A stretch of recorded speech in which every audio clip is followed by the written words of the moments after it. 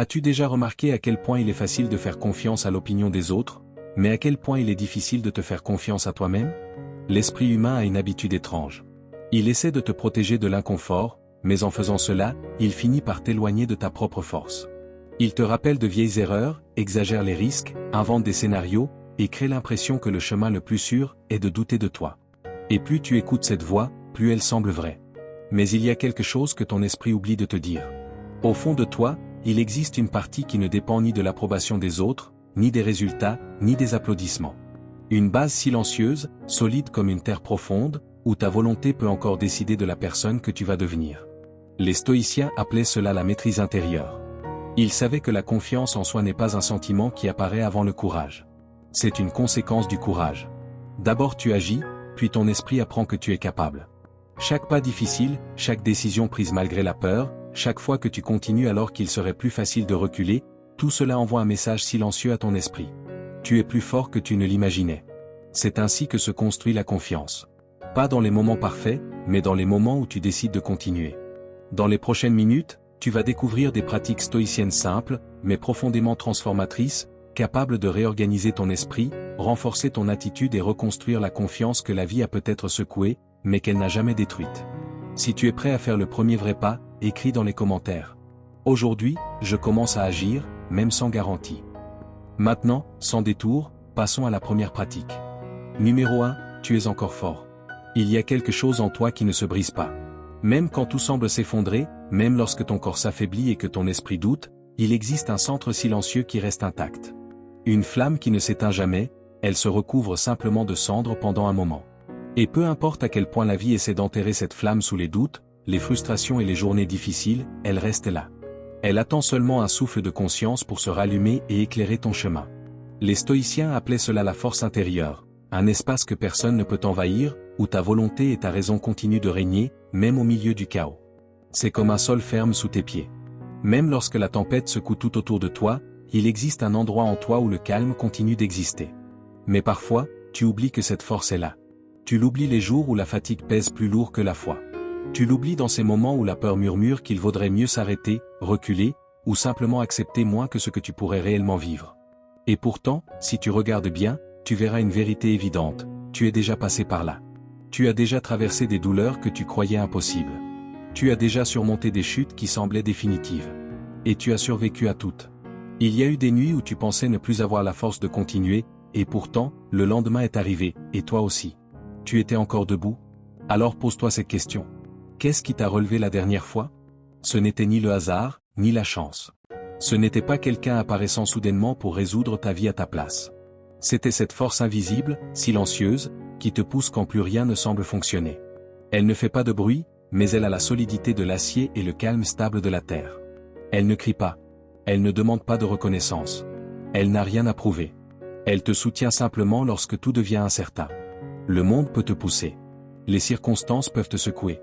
Mais rien ne peut te détruire tant que cette force reste éveillée. Car elle ne dépend pas de ce qui se passe à l'extérieur. Elle naît d'une décision, continuer, même quand il serait plus facile d'abandonner. Marc Aurèle a écrit: « La force d'une personne est proportionnelle à sa capacité à garder le contrôle sur son propre esprit. » Et c'est exactement cela, reprendre le contrôle. Pas sur le destin, mais sur ta posture face à lui. La véritable confiance ne consiste pas à crier « je peux le faire ».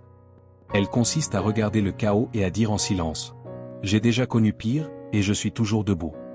C'est la sérénité de celui qui comprend que la vie peut tester sa résistance, mais qu'elle ne peut pas décider de ce qu'il devient. À chaque défi, cette force grandit. À chaque douleur affrontée, elle se solidifie. Chaque difficulté traversée ajoute une nouvelle couche de puissance à ton histoire. Et si tu t'arrêtes un instant pour écouter calmement, tu remarqueras quelque chose d'important. Ce que tu appelais faiblesse, n'était qu'un intervalle entre une chute et une renaissance. Car la vie ne te mesure pas dans les moments où tout est facile. Elle révèle qui tu es dans les moments où continuer exige du courage. Écris dans les commentaires. J'ai encore de la force. Parce que ta force intérieure n'est pas quelque chose que tu dois créer. C'est quelque chose que tu dois te rappeler. Elle a toujours été là, attendant le bon moment pour te reconstruire de l'intérieur vers l'extérieur. Et peut-être que ce moment, c'est maintenant. Exactement maintenant, au moment où tu décides de refaire confiance à ce qui n'a jamais cessé d'exister en toi. Numéro 2, maîtrise l'art d'être ici. Nous vivons comme si le temps était un ennemi. L'esprit court vers le futur, le cœur reste prisonnier du passé, et le présent se retrouve oublié au milieu du chemin. Et plus l'esprit s'agite, plus la vie semble lointaine, comme si nous étions toujours à un pas de notre propre existence. Pourtant, c'est uniquement ici, dans cet instant précis, que la vie se produit réellement. Tout ce que tu ressens, tout ce que tu vis, tout ce qui peut transformer ton histoire, n'arrive qu'à un seul endroit dans le temps, maintenant. Les stoïciens appelaient cela l'attention rationnelle, l'art d'être entier dans chaque acte, comme si ce moment était le seul qui existait. Non pas comme une technique compliquée, mais comme une posture simple face à la vie, être véritablement là où sont tes pieds. Marc Aurèle nous a laissé l'une des phrases les plus puissantes à ce sujet. Concentre-toi sur chaque minute, comme un Romain, comme un homme, en faisant ce qui est devant toi avec sérieux, précision, tendresse, volonté et justice. Il ne parlait pas de perfection. Il parlait de présence. Car un esprit absent devient un terrain fertile pour l'anxiété, pour la peur, et pour une souffrance qui, bien souvent, n'aurait même pas besoin d'exister. Combien de fois as-tu été physiquement quelque part, mais avec l'esprit perdu dans 1000 pensées? Le corps assis à table, mais l'esprit ailleurs, dans un autre jour, une autre conversation, un autre problème qui n'est même pas encore arrivé. En train de revivre de vieilles discussions, d'anticiper des scénarios qui ne se produiront peut-être jamais, en essayant de contrôler ce qui ne peut pas être contrôlé. Et pendant que ton esprit voyage entre hier et demain, le seul temps réel s'échappe silencieusement entre tes mains. Être présent exige du courage. Le courage d'arrêter de courir. Le courage de regarder ce que tu ressens. Le courage d'accepter ce qui est. Car lorsque tu ralentis, tu commences à voir la vie sans les distorsions de la précipitation. Le présent est simple, mais l'esprit le complique. Il veut retourner à ce qui est déjà passé ou s'avancer vers ce qui n'est pas encore arrivé. Et c'est dans ce va-et-vient constant que naissent l'anxiété, la fatigue et cette étrange sensation de vivre sans vraiment vivre. La présence, au contraire, est un acte de puissance. C'est dire, je suis ici. Je ne fuis plus la vie. C'est l'esprit qui revient au corps, le corps qui revient à l'instant, et l'instant qui recommence à battre. Pense à ceci, chaque fois que tu te donnes vraiment à un moment, à une conversation, à une respiration, à un coucher de soleil, le temps ralentit. Comme si le monde entier expirait avec toi pendant un instant. Quand tu cesses d'être spectateur de ta propre vie, tu gagnes quelque chose de bien plus grand, la capacité d'être pleinement dans la scène. Marc Aurèle disait aussi que l'homme qui vit en harmonie avec l'instant, vit en harmonie avec l'univers. Car l'univers ne vit ni dans le passé ni dans le futur. Il avance uniquement dans le présent. Et c'est cela l'essence de la présence, non pas contrôler le temps, mais couler avec lui. Marcher au même rythme que la vie, au lieu de lutter contre l'horloge de ton propre esprit. La prochaine fois que tu remarques que ton esprit s'éloigne, respire profondément et demande-toi. Qu'est-ce qui est en train de se passer réellement, maintenant? Cette simple question est comme une encre. Elle te ramène à ce qui est réel, à ton propre centre. Elle coupe le bruit mental et te ramène au seul endroit où la vie peut être vécue. Dans le maintenant. La vie n'est pas dans ce qui est passé, ni dans ce qui viendra. Elle est ici. Elle attend l'instant où tu décides enfin d'être présent. Et lorsque tu apprends à habiter ce moment avec conscience, tu découvres quelque chose de puissant. Le présent a toujours été suffisant. Numéro 3. Utilise le pouvoir de la gratitude. L'esprit qui se plaint ne s'en rend pas compte, mais il creuse son propre trou. Chaque plainte est un trou. C'est comme une pelle. Chaque critique ajoute une nouvelle couche d'obscurité. Et plus la plainte se répète, plus ce puits invisible devient profond. Sans même s'en apercevoir, la personne commence à vivre à l'intérieur de ses propres mots, enfermée dans l'idée constante qu'il manque toujours quelque chose. Les stoïciens appelaient cela la disharmonie avec la nature. Lorsque la pensée s'éloigne de la raison et commence à regarder uniquement ce qui manque. L'esprit cesse de voir ce qui soutient la vie, et fixe son attention seulement sur ce qu'il n'a pas. Mais ce qui manque n'est qu'une moitié de la vérité. L'autre moitié, ce qui existe déjà, est souvent oublié. Et quand cette moitié est ignorée, toute la réalité commence à paraître plus pauvre qu'elle ne l'est réellement. Ralph Waldo Emerson appelait cela la loi de la compensation. Tout ce que tu nourris en toi revient multiplié. Non comme une punition ou une récompense, mais comme une conséquence naturelle de l'énergie mentale et morale que tu cultives. Celui qui parle de manque, vit dans le manque. Celui qui s'accroche à l'absence, répète l'absence. Car l'esprit commence à chercher, dans chaque situation, des preuves que quelque chose manque. Mais celui qui choisit la gratitude change le climat de son propre esprit. Et lorsque le climat intérieur change, la manière de vivre change aussi. La gratitude n'est pas un déni de la douleur. C'est une manière de la traverser avec dignité. C'est regarder le chaos et dire, il y a encore quelque chose ici qui mérite d'être apprécié. Même si ce n'est que le simple fait de respirer. La gratitude ne t'aveugle pas. Elle t'apporte de la lumière. Car elle redonne une juste proportion à ce qui semblait insupportable. Elle retire le focus de ce qui te manque et ramène ton attention vers ce qui te soutient. C'est comme allumer une lampe dans une pièce sombre. Rien ne change à l'extérieur, mais enfin, tu peux voir où tu mets les pieds. Et lorsque tu vois où tu marches, la peur diminue, et ton esprit retrouve un sol stable. L'insatisfaction, au contraire, est une prison aux barreaux invisibles. Tu commences en voulant améliorer ce que tu as, et tu finis par oublier à quel point tu as déjà avancé. Tu commences en comparant ce qui te manque, et tu finis par ignorer tout ce que tu as déjà accompli. Et ainsi le cycle se répète. Plus tu te plains, plus la pièce s'assombrit. Et plus elle s'assombrit, plus ton esprit croit qu'il n'y a aucune issue. Marc Aurèle écrivait. Quand tu te réveilles, rappelle-toi quel privilège c'est d'être en vie, de respirer, de penser, de ressentir et d'aimer. Cette phrase n'est pas un poème. C'est un manuel de survie pour l'âme. Car le simple acte de remercier réorganise la pensée et rend de la clarté au cœur. L'esprit s'apaise, la respiration ralentit, et ce qui semblait trop lourd, recommence à tenir dans une journée. C'est pourquoi, avant que cette vidéo se termine, remercie en silence pour quelque chose. Peu importe si cela paraît petit, banal ou insignifiant. Peut-être pour une personne. Pour un moment de paix. Pour un souvenir. Ou simplement pour un jour de vie en plus.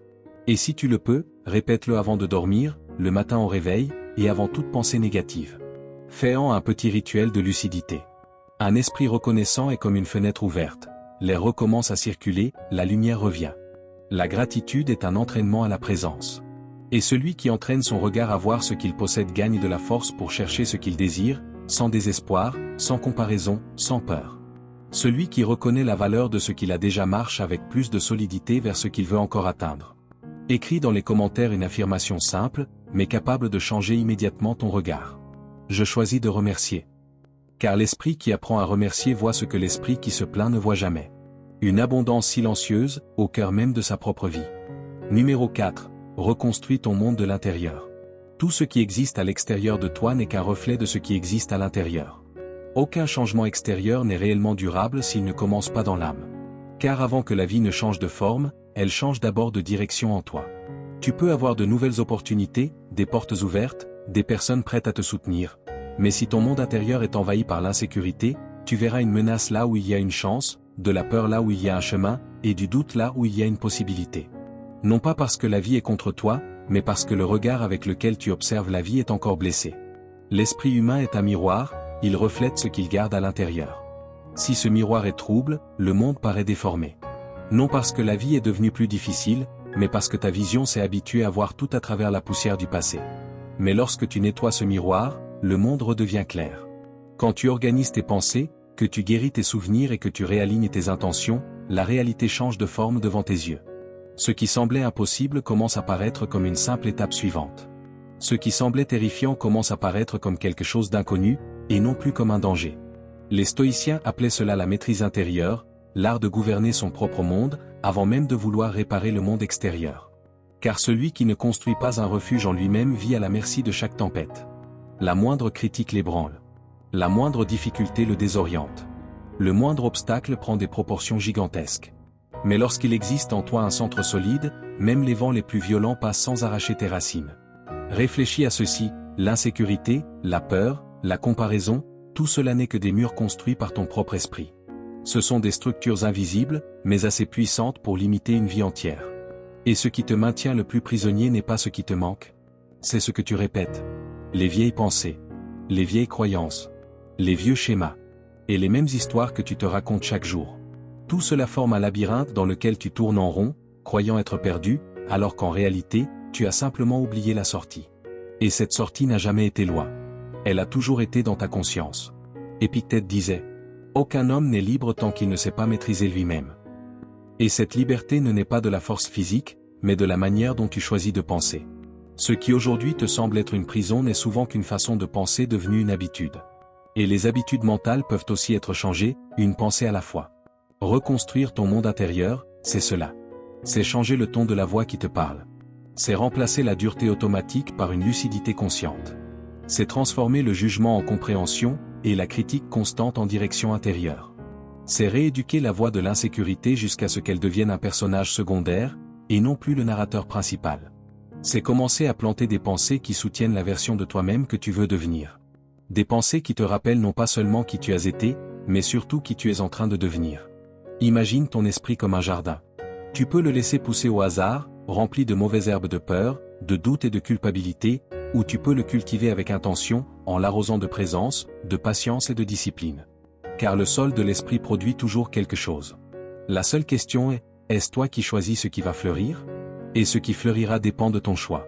Cela dépend de ce que tu décides de nourrir chaque jour. Plus tu nettoies le terrain à l'intérieur, plus la vie extérieure commence à répondre. La loi est simple.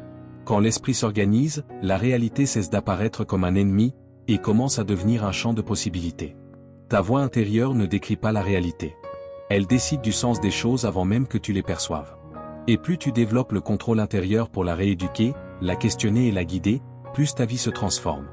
Reconstruire ton monde intérieur ne signifie pas effacer le passé. Cela signifie le transformer en sagesse. Ce n'est pas nier la douleur, mais construire quelque chose de beau à partir d'elle. C'est prendre ce qui t'a blessé un jour et le transformer en matière première pour devenir plus lucide, plus fort et plus conscient. C'est te rappeler chaque jour que le pouvoir de recommencer ne t'a jamais été retiré. Il attend simplement que tu reprennes le commandement de ton propre esprit. Numéro 5. Entraîne ton esprit jusqu'à ce que la discipline devienne un instinct. Aucun véritable changement ne tient sans discipline. Tu peux rêver, planifier, faire des listes, regarder des vidéos, chercher de l'inspiration, mais rien de tout cela ne remplace le simple acte de continuer, même lorsque l'envie disparaît. Nous nous appuyons sur la motivation comme si c'était un moteur constant. Mais la vérité est tout autre, la motivation fluctue, et très souvent, nous finissons frustrés à cause du manque de résultats. La discipline, elle, reste. Elle est le lien entre ce que tu es aujourd'hui et ce que tu peux devenir demain. Elle est ce pont silencieux entre l'intention et la réalité. Elle est le terrain où les rêves cessent d'être des idées, et commencent à prendre forme, structure et direction. Dans un an, tes relations peuvent être différentes. Ton compte bancaire peut être différent. Ton corps peut être plus fort, et ton esprit plus clair. Mais rien de cela n'arrive par hasard. Tout commence avec le courage d'agir quand personne ne regarde, quand il n'y a pas d'applaudissements, quand il n'y a aucune récompense immédiate. Car il est facile d'être motivé au début. Tout commencement porte en lui de l'énergie, de l'enthousiasme et une promesse. Ce qui est difficile, c'est de persévérer pendant les jours neutres, ceux où l'on a l'impression que rien ne se passe, ceux où l'esprit tente de négocier avec toi, en te suggérant du repos, des reports, des raccourcis. Mais c'est précisément dans ces jours ordinaires que ton avenir commence à se décider. Les stoïciens appelaient cela la force du logo, la capacité d'agir selon la raison, et non selon l'impulsion. C'est l'habileté de faire ce qui doit être fait, même lorsque l'émotion ne coopère pas. Marc Aurèle a écrit « Tu as du pouvoir sur ton esprit, pas sur les événements extérieurs. Comprends cela et tu trouveras la force. » Et c'est là l'essence même de la discipline. Elle n'est pas une rigidité, elle est une libération. Car celui qui ne se maîtrise pas finit par vivre comme l'otage de ses propres fluctuations émotionnelles, coincé entre un enthousiasme passager et un abandon prématuré. Imagine un archer au milieu d'une tempête. Il n'attend pas que le vent s'arrête pour tirer. Il s'entraîne jusqu'à ce que ses mains restent stables, même lorsque tout autour de lui tremble. Il ne contrôle pas le vent, mais il contrôle son geste. La discipline fait exactement cela avec l'esprit. Elle crée de la stabilité lorsque tout autour de toi essaie de te détourner. Elle transforme l'intention en mouvement, et le mouvement en progrès. Tu n'as pas besoin d'avoir envie tous les jours. Tu as seulement besoin d'honorer l'engagement que tu as pris envers toi-même. Et quand tu répètes cela suffisamment de fois, quelque chose de puissant se produit. L'effort devient habitude, l'habitude devient caractère, et le caractère devient ta vie. La discipline est ce qui définit la qualité de cette vie. Elle décide si tu seras seulement un spectateur de ton existence, ou l'auteur conscient de l'histoire que tu es en train de vivre. Même si tu ne vois pas encore les résultats, continue. Même si le progrès semble lent, continue. Même si personne ne remarque les efforts que tu fais, continue. Car la discipline possède un pouvoir que peu de gens reconnaissent, elle transforme de petites actions répétées en changements inévitables. Il y aura des jours où ton esprit dira « Je ne peux pas ». Réponds calmement « Peut-être pas encore, mais j'essaie toujours ». Voilà la voie de la maturité. C'est le moment où la force cesse d'être une émotion, et devient une décision. Que se passe-t-il quand quelque chose change en toi? Tu arrêtes d'attendre des conditions parfaites et tu commences à construire du progrès, même au milieu de l'imperfection. Écris dans les commentaires. Je choisis la discipline, pas la motivation. Car la liberté que tu recherches ne commence pas quand tout devient facile. Elle commence quand tu décides d'être fidèle à ce qui doit être fait, même lorsque le monde entier semble aller dans une autre direction. Et quand cette fidélité se répète jour après jour, quelque chose d'extraordinaire arrive. La discipline cesse d'être un effort, et devient une partie de toi. Numéro 6, la douleur renforce. La douleur est la professeure que personne ne veut, mais dont tout le monde a besoin. Elle arrive sans demander la permission. Elle change les plans, brise le rythme, et nous oblige à regarder à l'intérieur de nous-mêmes. Elle interrompt ce qui semblait stable et nous place face à des questions que, en période de confort, nous ne nous poserions presque jamais. Il n'y a pas de véritable échappatoire. Et plus tu essaies de l'éviter, plus elle s'installe dans les fissures de l'esprit. Elle apparaît dans ces pensées qui reviennent la nuit, dans ces questions qui insistent pour rester, dans ces émotions qui réclament ton attention.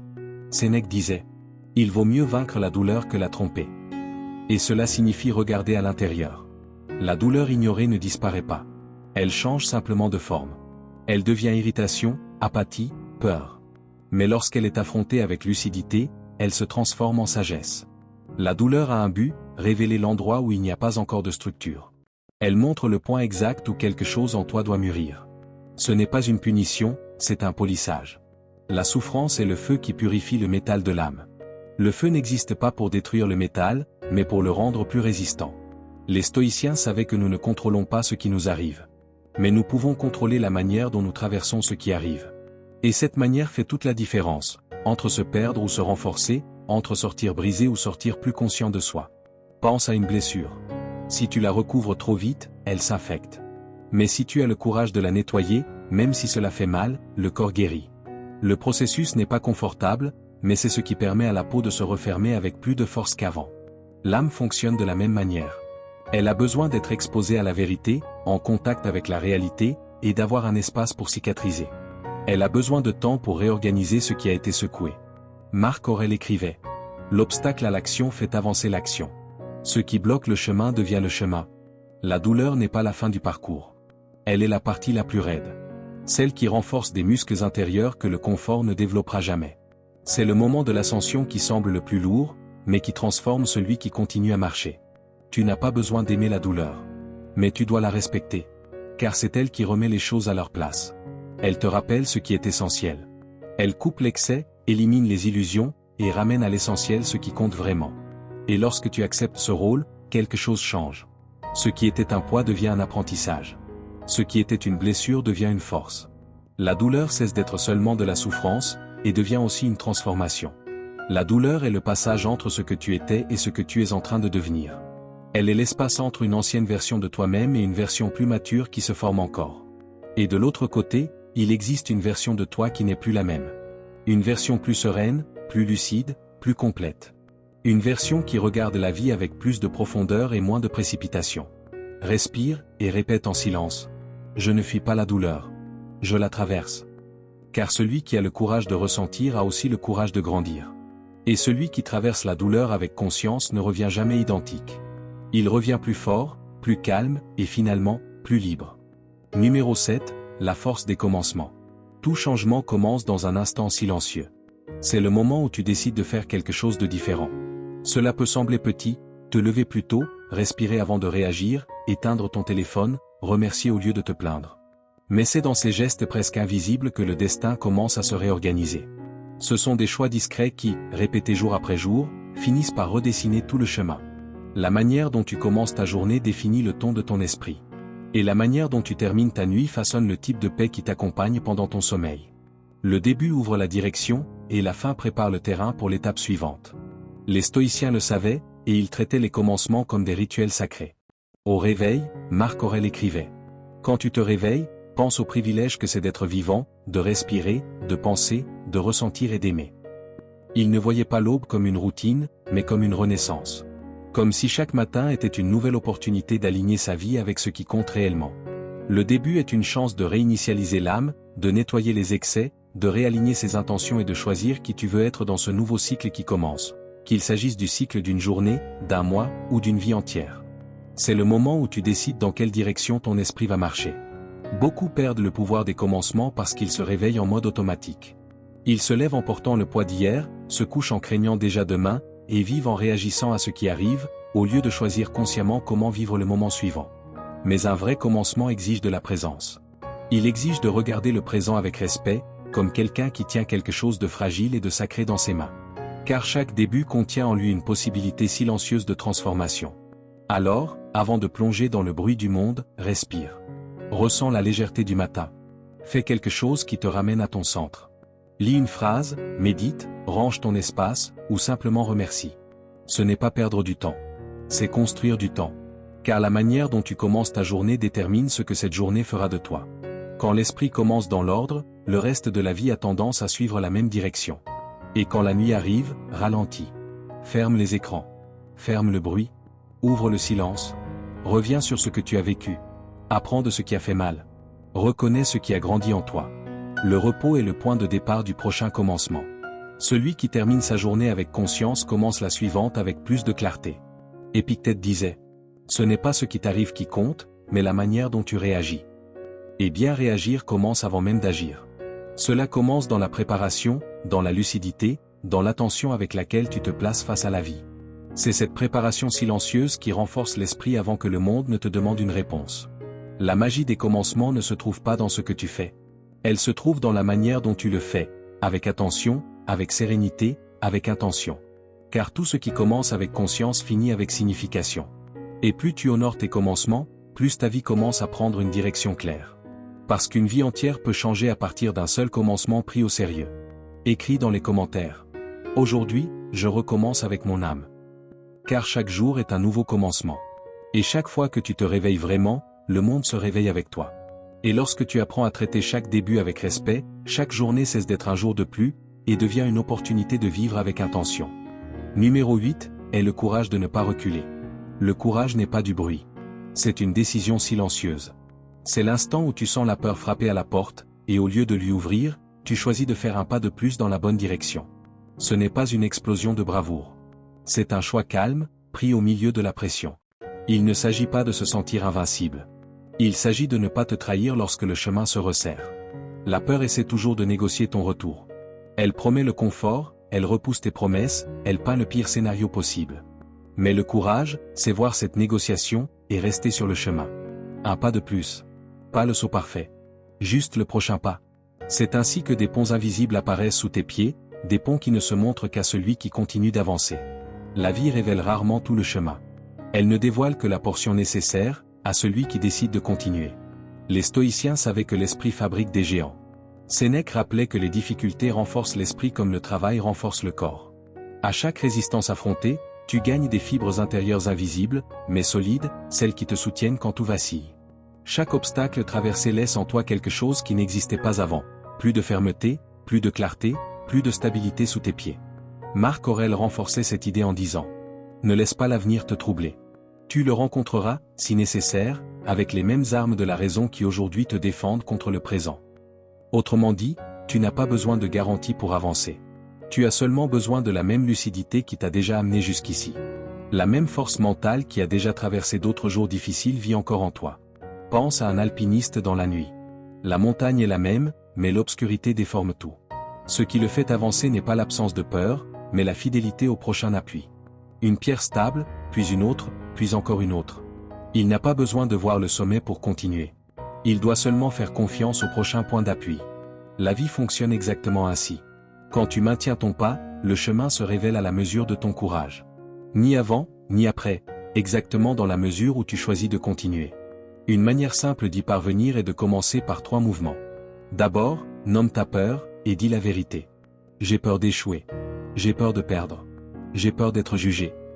La peur perd la moitié de sa force lorsqu'elle est éclairée. Ce que tu affrontes en face cesse d'être un monstre caché dans l'obscurité. Ensuite, choisis le prochain pas. 5 minutes d'action valent mieux que 5 heures d'anticipation. Fais le minimum qui te maintient en mouvement. Un petit mouvement reste un mouvement, et celui qui continue d'avancer reste rarement bloqué au même endroit. Et enfin, respecte tes micro-promesses. Termine ce que tu as commencé aujourd'hui, même si c'est petit. Chaque promesse tenue renforce la confiance. Chaque promesse brisée t'entraîne à reculer. Le courage grandit exactement ainsi, dans de petits engagements que tu décides d'honorer. Le courage, c'est la cohérence. C'est continuer d'être la personne que tu as choisi d'être, même quand le monde essaie de te pousser en arrière. C'est garder la direction lorsque la fatigue tente de te convaincre d'abandonner. Et avec le temps, quelque chose change en toi. La peur parle encore, mais elle ne décide plus. Elle existe toujours, mais elle n'occupe plus la place du commandement. Et un jour, tu regardes derrière toi et tu vois un chemin de petits progrès qui, ensemble, sont devenus une traversée. Ce qui semblait impossible au début se révèle finalement comme une simple succession de pas maintenus. Écris dans les commentaires: Aujourd'hui j'avance, je ne recule pas. Car la vie n'exige pas que tu gagnes en une seule fois. Elle exige que tu restes debout. Et celui qui reste, même en silence, finit par aller plus loin qu'il ne l'imaginait. Numéro 9, respecte le temps de ton évolution. La confiance en soi ne naît pas du jour au lendemain. Elle se cultive. Elle s'arrose. Elle se polit avec le temps, comme un arbre qui grandit en silence avant d'apparaître à la lumière. D'abord, il se renforce dans ses racines. Ensuite, il soutient son tronc. Et seulement après, viennent les fruits. Mais nous vivons dans une époque qui nous a convaincus que tout doit être immédiat. Le succès, la guérison, le changement. Et c'est précisément cette précipitation qui détruit ce que tu essaies de construire. Car lorsque quelqu'un exige des résultats trop rapides, il finit par abandonner exactement ce qui avait seulement besoin de temps pour mûrir. Les stoïciens appelaient la patience la vertu du sage, parce qu'elle représente l'équilibre entre agir et faire confiance. Faire aujourd'hui ce qui dépend de toi, et laisser ensuite la vie accomplir ce que seul le temps peut réaliser. La confiance en soi est un processus, pas un événement. Elle se construit pas à pas, victoire après victoire, erreur après recommencement. Chaque petite décision de continuer ajoute une nouvelle couche de solidité à ton esprit. Et quand tu comprends cela, quelque chose change en toi. Le désespoir laisse place à la constance. La culpabilité laisse place à la compréhension.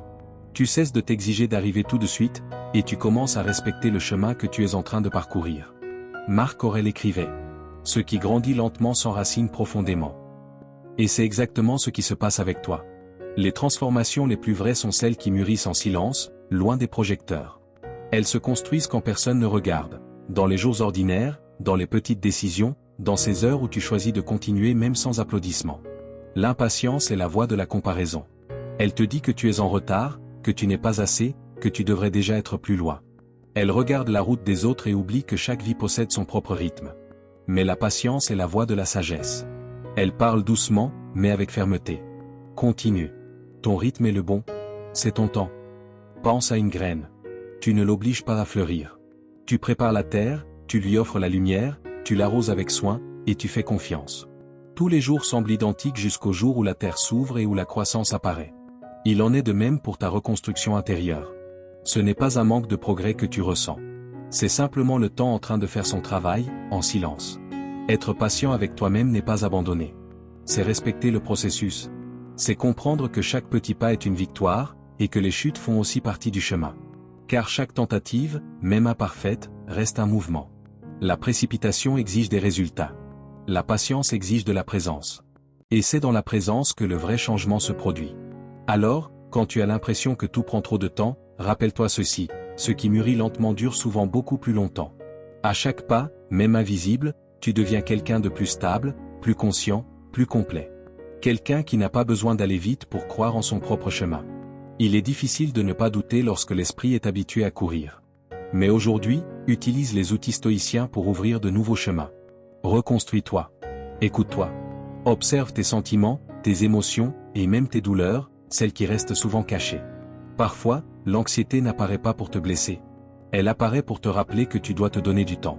Peu importe l'étape où tu te trouves, il existe toujours un conseil stoïcien capable de t'aider, et de te ramener vers une vie plus légère et plus confiante. Car lorsque l'esprit retrouve l'équilibre, ton évolution cesse d'être une course, et devient une construction solide, bâtie un jour à la fois.